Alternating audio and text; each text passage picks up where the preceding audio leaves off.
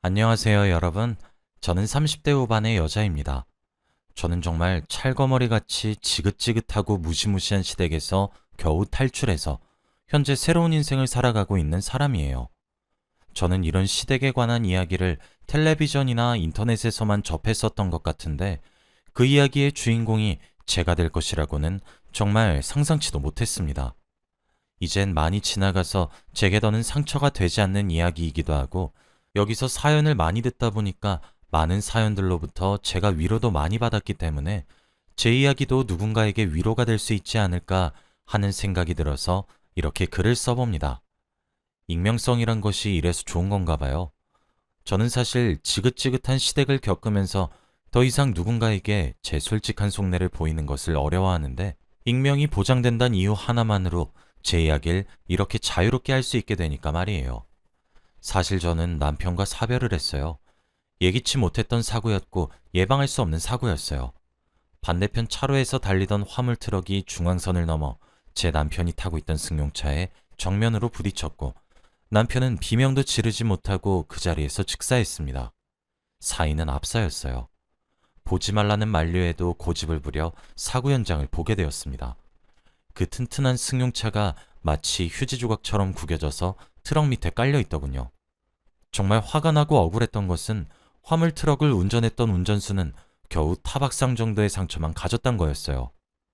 남편이 그렇게 사고로 죽은 날은 공교롭게도 저와 남편의 결혼기념일이었습니다.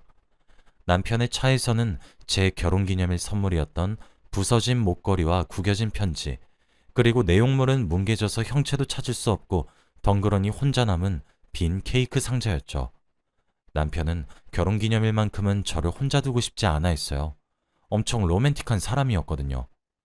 회사에서 가야만 하는 출장 일정이 있었는데 저희 부부의 결혼기념일 일정과 맞물렸던 날이었어요. 하루 더 자고 올라와서 다음 날에 축하를 해도 되었는데 남편은 당일에 축하를 하고 싶었나 봐요. 업무를 서둘러 마무리 짓고 결국엔 일정을 하루 앞당겼고 그렇게 부랴부랴 새벽에 저희 집으로 오던 도중 졸음운전 화물 트럭이 저희 남편 차를 덮친 거였습니다.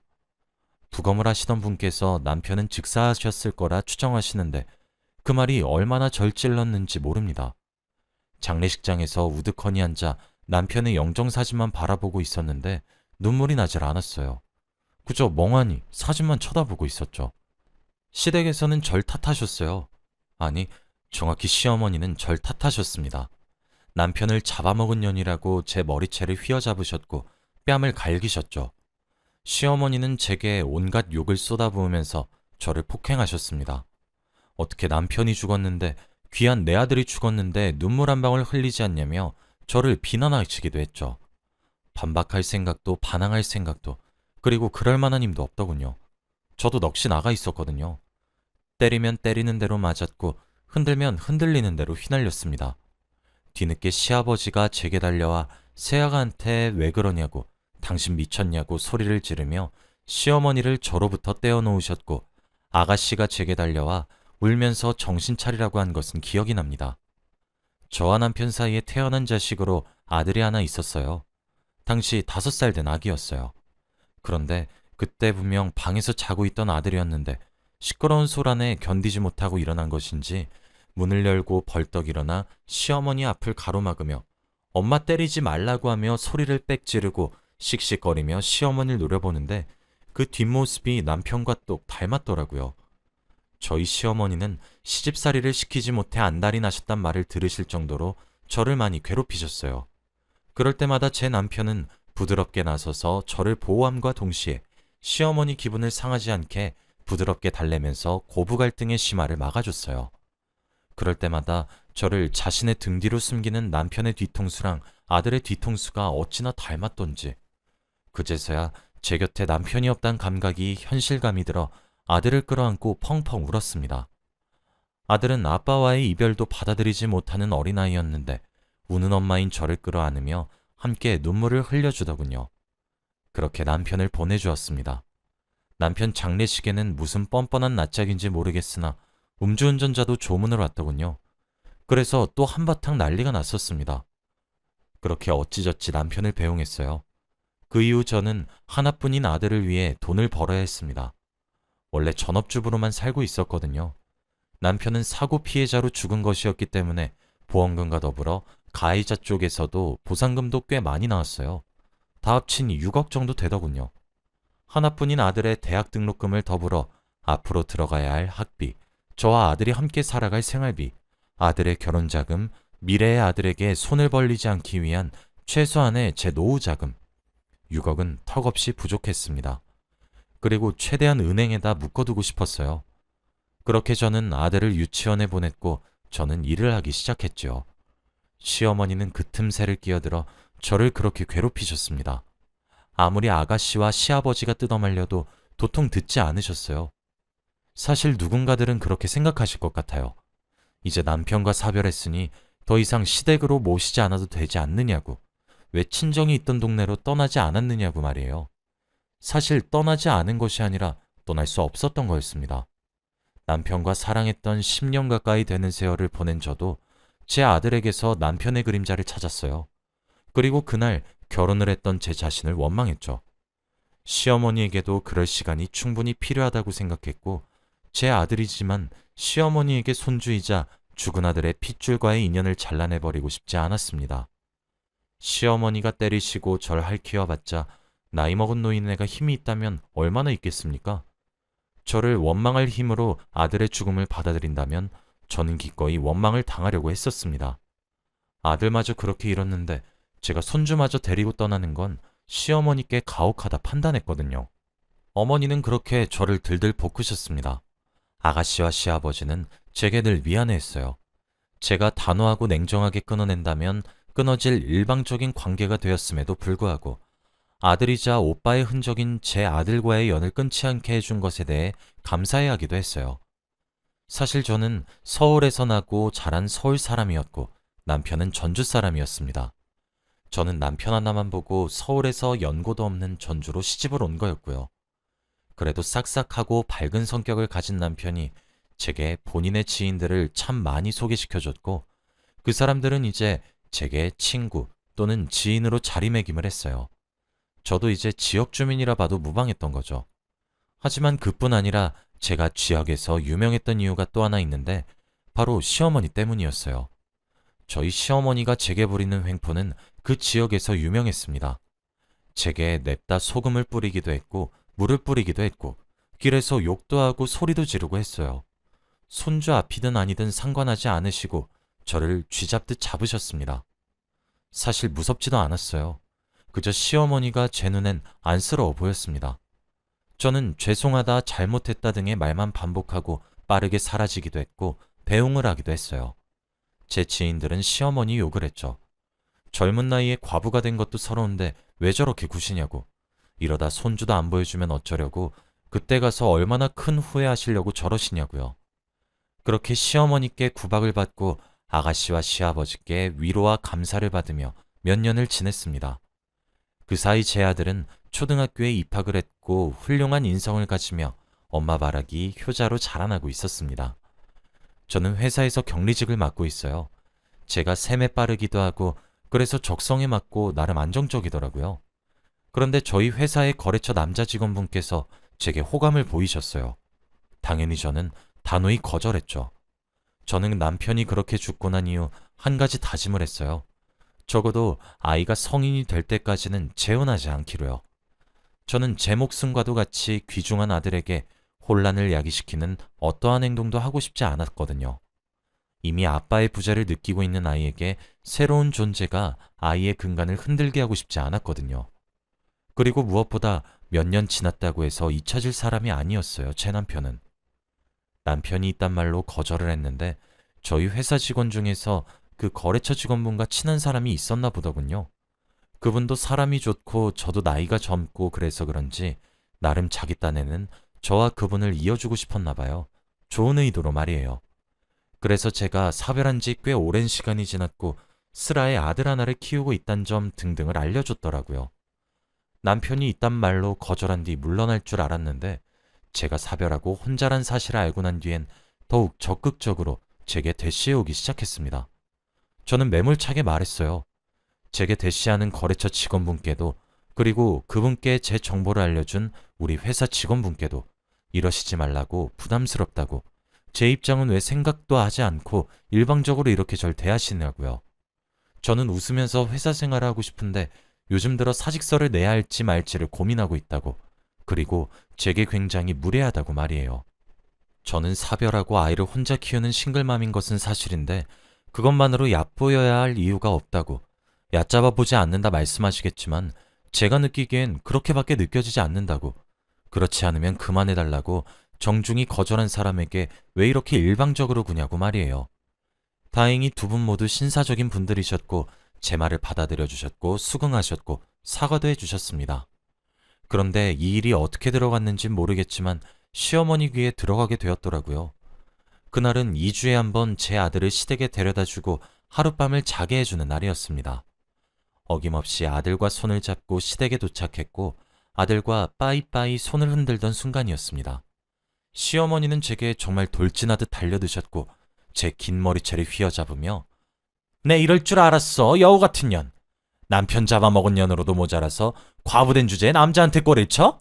거지 같은 년, 여우 같은 년, 남자 심장 빼먹는 구미호 같은 년. 우리 아들 죽기 전에도 행실 그딴 식으로 엉덩이 가볍게 놀렸지, 이년아! 라고 소리를 지르셨죠. 이제껏 저를 타박하셨던 손길들은 다 농담이라는 듯 어디서 그런 힘이 나오신 건지 저를 짤짤짤 흔드셨어요. 어머니, 무슨 소리 하시는 거예요? 아니에요. 오해시라고요. 라는 제 외침소리는 들리시지도 않는 모양인지 저 하나 족치겠다 생각하고 움직이는 로봇 같았습니다. 제 비명소리에 시아버지와 아가씨가 다급히 달려왔고 저희 아들도 할머니 바지춤에 매달려 뜯어 말렸어요. 저는 아이가 다칠까 염려되어 힘도 못 쓰겠고 아들에게 떨어지라고 소리를 지를 뿐이었죠. 아가씨가 저희 아들을 떼어냈고 시아버지가 시어머니를 잡아 뜯듯이 떼어냈습니다. 시어머니 양손에는 제 머리카락이 눈에 뚜렷하게 보일 정도로 양껏 뽑혀 있는 걸로도 모자라 두피가 따끔따끔거려 손을 들어 두피를 쓸어보니 하도 많이 뽑혀서 머리에서 피가 나고 있더군요. 찔끔찔끔하면서 말이에요. 제 손에 살짝 묻어나온 피를 보더니 아가씨와 시아버지조차 시어머니께 언성을 높이며 화를 냈습니다. 아들은 뒤로 넘어갈 것처럼 자지러지게 우는데 제가 무엇보다 모욕감이 들었던 것은 제가 시어머니께 이런 취급을 받고 있다는 사실이 유명함에도 불구하고 누군가가 굳이 긁어부스럼만 만들 이야기를 전했다는 사실과 무엇보다 제 아들에게 이런 모습을 보였던 사실, 그 두 가지의 사실은 제 이성이 끊어지는데 큰 기여를 했습니다. 저는 아들에게 저한테 오라는 눈짓을 했고 몸만 자랐지 아직 아기인 아들은 제 품에 폭삭 안겨서 엉엉 울었어요. 아버님, 아가씨, 그리고 어머님, 저 이제 시댁 안 와요. 도리도 바라지 마세요. 물론 제 아들도 안 보낼 거고요. 우리 아들 5살 먹었을 적에 남편이 죽었고 지금 우리 아들 나이가 12살이에요, 어머님. 제가 언제까지 빌어야 하나요? 제가 언제까지 내 아들 보는 앞에서 이딴 수치와 모욕을 느껴야 되는데요. 아가씨랑 아버님도 제게 미안하다고 말씀하시기 전에 어머님 바꾸려고 노력은 하셨어요? 저요? 저 어차피 남편도 잃었어요. 제가 그럼에도 불구하고 시댁과 왕래를 계속했던 것은 우리 아들한테 남편 그림자가 너무 많이 짙어서 그거라도 보시면서 위로 받으시라고, 그래서 왕래했다고요. 내가 여기서 뭘 더 얼마나 해야 되는데요? 저도 사람이에요. 막말로 내가 지금 재혼하겠다 그럼 제 결정 막으실 명분이라도 가지고 계세요? 없으시잖아요. 내가 거절했다고 말하잖아요. 그랬다고 얘기를 하잖아요. 제가 남자를 만났다고 누가 그러는데요? 대체 누가요? 수십 개 눈깔 앞에서 거절했고 더하시면 사직서까지 내겠다 으름장을 놓고 왔어요. 내가 오늘은 또 뭘 그렇게 죄를 지었길래 아들 앞에서 이렇게 절 가만히 못 두세요? 7년이란 세월? 절대 안 짧아요. 저는 평생 할 도리 압축해서 했다고 칠 거예요. 더는 저한테 연락하지 마세요. 저도 부모님 있어요. 친정으로 돌아갈 거니까 찾지 마세요. 그리고 내 아들도 2번 다시 볼 일 없을 거예요. 저는 아들의 귀를 꾹 틀어막고 울분에 차서 소리를 질렀고 그렇게 소리를 지르고 뒤돌아서서 제 집으로 돌아가는 저를 아무도 가로막지 않았습니다. 다음날 시아버지와 아가씨가 저희 집을 아침부터 찾아왔더군요. 저는 차를 대접하며 제 생각엔 변함이 없다고 뜻을 밝혔습니다. 의외로 두 분은 제 결정을 존중해 주시더군요. 미안하구나. 그래, 네 말이 맞다.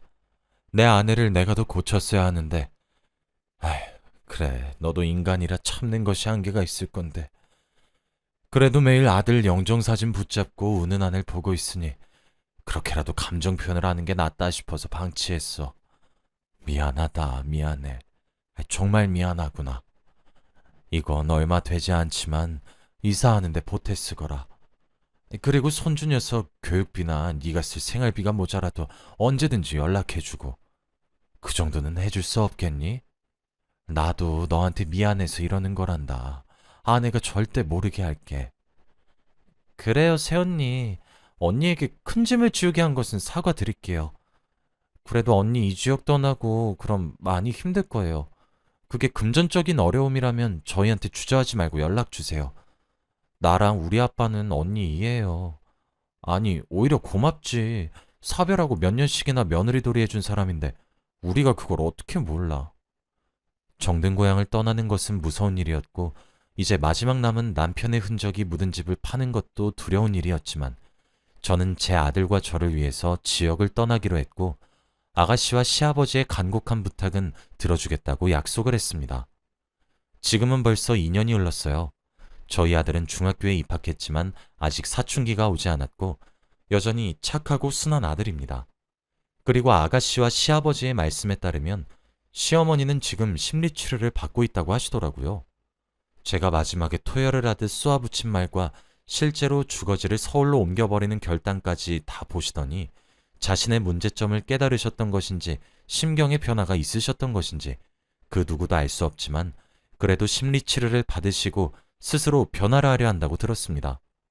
저는 시어머니를 두 번 다시 마주하고 싶진 않지만 제 아들에게는 누구보다 잘 대해주셨던 조부모였고 고모였기에 시어머니가 마음의 안정을 얻는다면 아들과의 교류는 막지 않을 생각이에요. 아들은 저를 괴롭혔기 때문에 할머니가 싫고 무섭다고 이야기를 합니다. 그리고 저는 그건 선입견이라고 다시 훈육을 하고 있죠. 할머니께서는 이러한 상처를 가졌고 모든 것을 잃은 것 같은 느낌이 들어서 마음이 잠깐 아팠던 거라고. 그러니까 조금 시간이 지나고 할머니가 치료하고 나면 다시 괜찮아진다고 얘기를 해주었답니다. 그랬더니 아들이 저한테 물어보더라고요. 그럼 엄마는 마음이 이제 안 아파? 하고 말이에요. 이렇게 저는 제 아들을 착하고 바르게 잘 키워내고 있습니다. 혹시 저와 같은 경우를 겪으신 분들이 있다면 제 이야기가 조금의 위안이 되었으면 좋겠습니다. 저도 주위에서 그리고 친정에서 참 미련하다 욕을 하십니다. 그렇게 욕을 먹고 나서도 시댁이 좋냐고 속이 답답하다 가슴을 치시죠. 저는 그런데도 여전히 시어머니가 밉진 않아요. 저도 시어머니를 많이 애증하고 있는 것 같아요. 앞으로 어떻게 될진 모르겠지만 아마 제 예감으론 어머니가 많이 유해지시지 않을까 싶습니다. 이젠 아들의 죽음을 많이 받아들이셨다고 시아버지께서 말씀해 주시더라고요. 여기까지가 제 긴 이야기였습니다. 제 이야기도 누군가에게 좋은 위로가 되었으면 좋겠네요. 모두 편안한 밤 되시길 바라며 이만 글을 마치겠습니다. 감사합니다.